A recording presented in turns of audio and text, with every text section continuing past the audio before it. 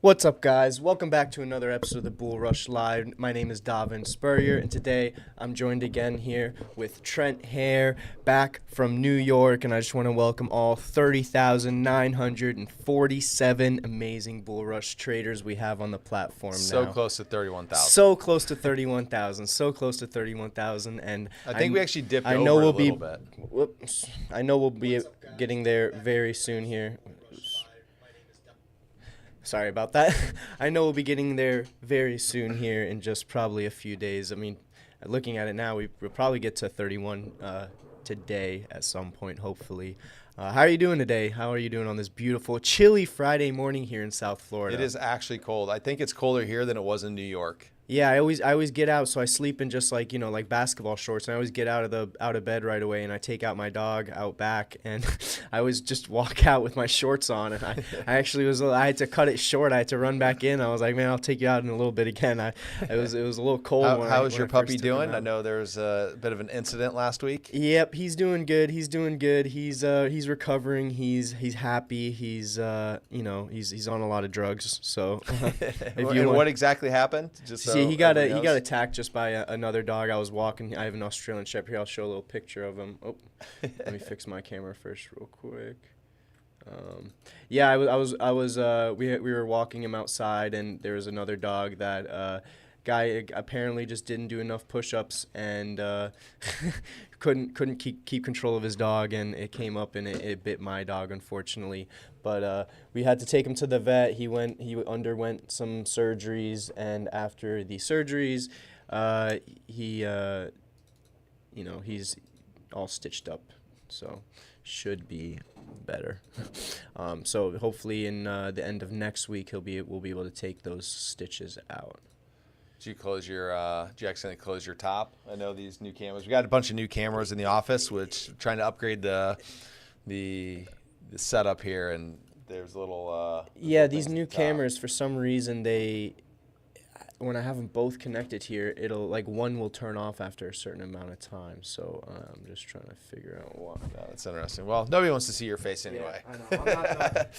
I'm not the star of the show. I'm just kidding. But yeah, no, we got a good show for everybody today. We are pretty excited. As most of you know, Davin and I were up in New York at the Benzinga event earlier this week, and we had a lot of excitement up there.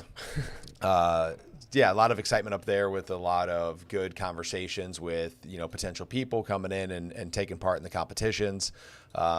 Did a panel with quite a few people, including the StockTwits guys, which was really interesting to hear their take on what we're doing. But everybody gave us a bunch of praise. Nobody's ever seen anything like this. Again, we are the first ever to do gamified paid entry trading competitions. And so we look forward to continuing to progress and really just, change the industry for the good and forever. Why don't you flip over my screen? I can go over some news while you're dicking around with that. I have some news later on too. Yeah, so today, again, the big news so far is everybody is keeping an eye on Bitcoin. So Bitcoin is sitting at 98,000 right now. Looks like my prediction will come true. It does. Unfortunately, it seems like Davin's going to be right, which is just massive to me. I mean, that run up is crazy. But if you listen to a bunch of our videos, you would have known that we set up with the flag pattern. So we talked about this a few weeks ago on our BullRush Academy, where the market, here's your pull. If let me go get a screen share here. So what you basically have is here's your pull, here's your flag, and then once it started breaking out here, just really buy into that upside. And so you were expecting it to have this, and it's good to see when technical analysis actually pays off. Because it obviously doesn't always pay off, but in this situation, it really did. And this Bitcoin chart is just absolutely crazy. One of the conferences I listened to at Benzinga was a gentleman speaking. He said if you would have bought $12,000 worth of Bitcoin back in 2012, what did he say? You would have made $95 million. Yeah, it was an insane So 12,000 turned into 95 million. It's almost as good as a bull rush competition if you win. Almost. Not quite as good, but pretty close to that. And so Bitcoin is definitely where people are keeping their eyes on. What is interesting, though, is you're not seeing as much movement in some of these other cryptocurrencies. So like Ethereum, for example, is still well below the all-time highs of 48,000 or 4,800.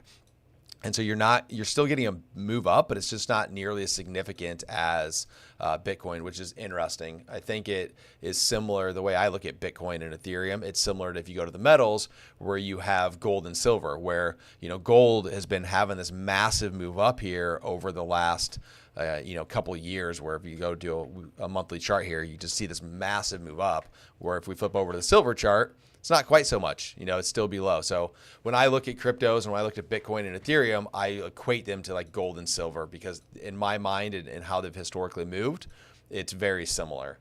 And so I'm curious if anybody else has similar opinions on that. As Davin knows, I'm not the most expert when it comes to cryptos. I've sort of stayed in my lane. I know futures and FX and cryptos are sort of to the side, but we got Davin back. So okay. Sorry for the very big close up on my face there for a sec.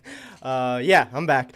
Gold, Bitcoin is huge. On top of that, I don't know if you want to pull up the Solana chart, but Solana is really big, and XRP is really huge right now as well. Yeah, you can pull it up. So I don't have that chart up. Yeah, I'll pull it up on my screen. You're the crypto guy. You're the crypto bro. Yeah, bro. No, crypto is absolutely pumping right now. I mean, honestly, not all of them. If you're in like Ethereum and Tether and some other ones, you aren't making quite as much profits right now. But just looking at the 7-day chart here with Solana, we started at the beginning of the week at $213. We're ending the week here at $256, which is nearing that all-time high. I believe the previous all-time high was So we actually beat the all-time high. The previous all-time high was $249. Of course, right now we're at $255, which means that as of right now, 100% of holders of Solana, unless people bought in the last few minutes, minus those people, are in the green. And then I believe it was the same thing with XRP as well. XRP is absolutely pumping right now. Let's just hope we don't start dumping. It's at another high of $1 and just under $1.50. So that's really great there. On some other news.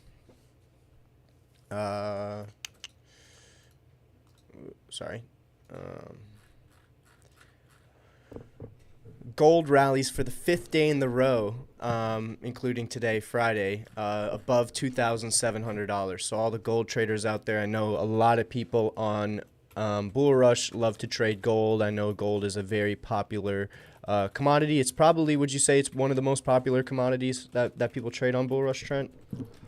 Gold is one of the top 5 that people trade on BullRush, yes. Yeah, I see that. So it's EURUSD, it is gold, it is NASDAQ, it is Dow, and Bitcoin is also up there. Yeah, so gold rallies for the 5th day in a row, making a clean sweep, green daily candlesticks for a week so far. Make sure you watch that candlestick video Trent put out on YouTube.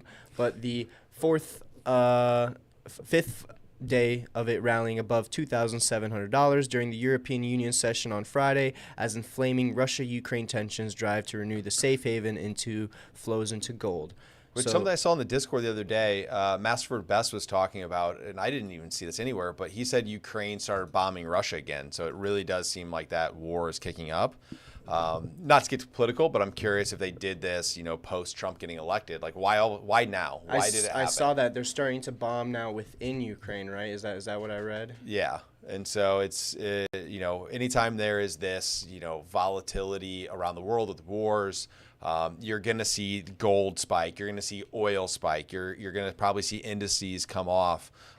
It's generally the longer term trend. So, bonds should increase. Yeah. The first futures platform I traded for, they literally developed one of their programmers developed us a button. This is going way back. This is 2009. And we had a button where it's literally called the war button, and you literally click it and it buys gold, buys oil, goes long bonds, and shorts all the U.S. indices. That's and funny. They did it because it was with the Iraq war and things like that back in the Afghanistan war. And when that would happen, you would have like mini battles going on, similar to like what the Ukraine war is doing now. And when that do it, you just literally look settings of like how much you wanted to put on in each one of those products, where your stop losses were, where your take profits were. Yeah. And you just literally fucking just click the button, and it would just go. You just see all your markets go. That's funny. That's funny. Just go buy into it. It's really interesting. Yeah. I was another quick news story here. I was reading this, which was just 6 potential factors that traders should know from the U.S. elections, just things that may be impacted. And I think, we don't need to go through all of them, but just, some of the key takeaways here that when I was reading this morning is the sector impacts. So U.S. election outcomes can influence sectors differently, with Republicans typically benefiting energy and pharmaceuticals, while Democrats support renewable energy and affordable housing. Trade policies, tariffs, especially under the Republican leadership, could disrupt supply chains, raising inflation and impacting CPI. Market arenas, traders can adapt their portfolios to election-related changes in a number of ways, from activity on traditional stock exchanges to future trading. And then the last one, congressional influence. Congress, rather than the presidency, holds greater sway over markets through legislation. So that's just something to remember. Going into the new leadership, here. I'm curious. Do you think there will be any political violence coming up? Do you think? I was thinking about that, and I was talking to actually my brother about this. I was hoping we had already passed all that. I figured most of the political violence would have already happened if it was going to happen. Okay. But I guess as we saw last year, during the in January, there was some things that happened. So maybe only we can only hope. It seems like the other side is taking it better this time than before. Obviously everybody in power is saying there's going to be a clean transition and everything, which I know the last time, as everybody knows, there was a lot of friction there. So, we will see, but I'm going to predict no. There's probably going to be some small protests and some small, maybe possible riots in some of the big cities, but I don't think it'll be anything we haven't dealt with in the past. All right. What do you think? I think that it's going to get pretty violent, but I think they will shut it down a lot quicker this time. They'll be prepared. I think if they don't, the hypocrisy with what they did to the other side last time would be pretty bad. Are these just shutting off? Yeah, it's for some reason as soon as I get one on, the other one shuts off. I'm not really sure what's going on here with these new cameras. We always have technical difficulties. Sorry. I think we got to fire the IT guy. Yeah, whoever that guy is. All right, but flip back over to my screen. I want to go over some of these competitions we got going on. A lot of stuff is heating up with the BullRush. These competitions are starting to really get exciting. So we have several going on right now that were paid entry, which I think is the first time we've had run concurrent paid entry competitions. The big one is our Thanksgiving trade-off, where there's $3,000 on the line. So $1,500 of that is going to first place, and then the rest will get distributed amongst the other participants. And so we've really been seeing this go up week after week. So we are in the 3rd week of this, and we have a few weeks left.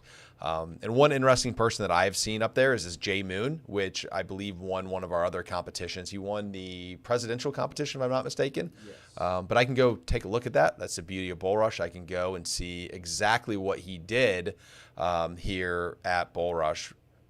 So if I come down here, he won the Bitcoin tournament. So yeah, he won our championship Bitcoin. So he was really good in that tournament. So he, obviously progressed to round 1. He won his round 2 and then came in and won the championship round as well. And we were looking at what he was doing. He was really just going long Bitcoin, which was the right move, especially after that election.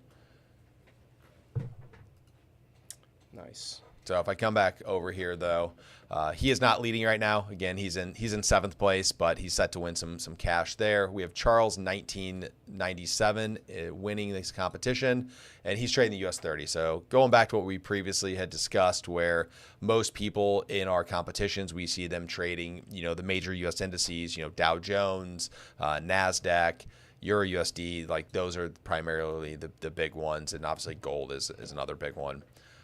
But a lot of action going on here. So we have a few weeks left, or about a week left on this. So November 29th is when this competition finishes. So there's 7 days left to really go get those trades in. And it's really, really tight right now. So, between first and second, it's only 1.5% separating first and second place, which is massive when it comes to financial reward. So you're talking about $1,000. So $1,000 is separating whether or not Charles takes it home or AVDHES 8899 takes it home. But don't count out FX Amir. He's only 7% back. It seems like one of those three is going to win this competition at this point unless some drastic moves happen. Shout out FX Amir. I know. Is that your boy? That's my boy. He loves BullRush, and he's given us some great feedback. I have talked to him, so I'd love to see him at the top of the leaderboard. If you ever do want to give me any feedback, you can always email me or reach out on Twitter. I'd love to hop on a call. My Calendly is always open for people who love BullRush, and maybe if you have something that you think we can improve, always hit me up, and I'd always love to hear what you have to say there. But yeah. Great seeing all this movement in the competition. Nice. So if I jump over to this Profit Quest, so remember our $5 Profit Quests are weekly competitions where we run these every single week. It's only $5 to join, and then the prize pools are pretty big. This one specifically is $2,000 prize pool, with 1,000 of that going to first place, and then the top 10 get actual credits to go get paid out. The 11th through 50th in this one get some promo credits where you can go use those promo credits to join one of the other paid entry competitions. But our Profit Quests are $5 weekly competitions. And this one is always chocked full of a lot of our regulars. So Trader JV is always participating in competitions. I always see him up there. Zinka 13. Hey, shout out to you. I see you up there at 7th place right now. And this one is not quite as close. IndyZ Profits up 46% on this. He's pulled away. He's 11% up on this. And so if we dive into him, he's trading that EURUSD. It's always the same products. No matter how much we want to do with our dynamic leverage, it typically tends to be the same products that do get traded. And so he's doing a lot of back and forth on EURUSD, not just buying, not just selling, but really going back and forth. And here's an interesting stat is he's not positive, but if you look at his days, he's not positive every day. If you look at his days, first day he lost about almost 5,000. He was just there about getting stopped out. But then he came back massively on the 20th and made $32,000 in profit. Then he had a losing day on the 21st, and then came back and had a good profit here so far on the 22nd. And so it's not just about having every single trade as winners. It's just making sure that your winners are larger than your losers and having a good risk reward ratio. And so if you look at his, I think his win percent's only 37%. He only has a 37% win rate, but his average winning trade is 4,619, whereas average losing trade is only 620. Yeah. And so he's like, what is that, 7-1 on 7-1, 8-1? Give me 1 second. Let me do the math on there so I'm not spreading any of that false or misleading information. Give me 1 second here to pull up the calculator, do this quick math. Yeah, 7.5. I was close. Okay. Look at that mental math. I was making that joke at the conference. So everybody, I was talking about my background, and my background was I was a futures trader at a large institutional firm in Chicago out of college. And back then, they bring you into the room, and for your first week to 2 weeks, they put you through an extensive amount of. You go through psychology exams, you go through math quizzes, you go through basics over trading. They don't really go deep into the technicals or fundamentals. They just do everything else at that time. Yeah. And what they determine is, and this is where it gets funny, is all throughout your math questions of how quickly can you do calculus and algebra, and they're just firing rapid questions at you. And then at the end of it, they looked at me and they go, "You're a futures trader." Because if you're not good at math, you go futures. If you're good at math, you go to options, because you have to talk about getting your deltas and your thetas. You're really struggling here. I think it's because there's I don't know what's happening. I think it might be because they're named the same exact thing, but for some reason, my computer shuts one of them down every time. Oh, I don't know. There's, anyways. Give me 1 second. Is your light on?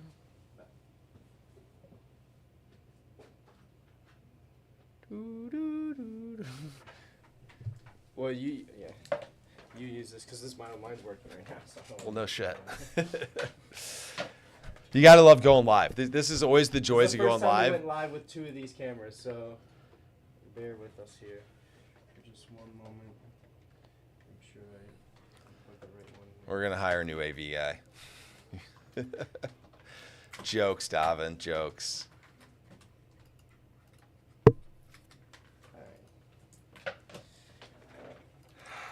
You know what? But you guys get to see the what goes into doing a live podcast. You know what I mean? That what other podcast is going to give you this behind the scenes look? You know, whether you like it or not. While we're on the topic, though, I think one really cool thing that we can announce or start talking about a little bit is something that I think is going to make, again, we're always trying to make BullRush a better place for all traders. And, you know, we're always implementing things to make people better traders and to, you know, kind of deter that gambling behavior and get more of those really good, solid traders in the platform and solid traders at the top of the leaderboard. So do you want to talk a little bit about the feature we might be releasing very soon here? The XP points? I'm generally curious which one you're talking about. XP points? About how you're gonna get deducted? Yes, the Yes, deduction. sir. Do you want to I know you Yes. So one thing that we've been monitoring, we've talked about this a few times, is we do want to have the best traders at the top of our leaderboards. We don't want people just coming in and gambling and YOLOing, because at the end of the day, trading is a game of skill. It should be taken seriously, even though we like to have fun here at BullRush. And so what is going to roll out next week for all those listening, and make sure you listen because this is pretty big, is if you get disqualified from competitions, you're going to start losing experience points. And so the way it works is, if I pull up a notepad here, give me 1 second. If I pull up a notepad here, if you get disqualified from one comp, if I can type DQ, you lose 0% of XP. So you get a freebie. Then if you get DQ'd from a second comp in a row, you're going to lose 1% of your XP. DQ from 3 comp in a row, again, in a row, you're going to lose 2%, and so on and so forth. But then the kicker is, if you go and you get disqualified from 10 comps in a row, you're going to lose 20%.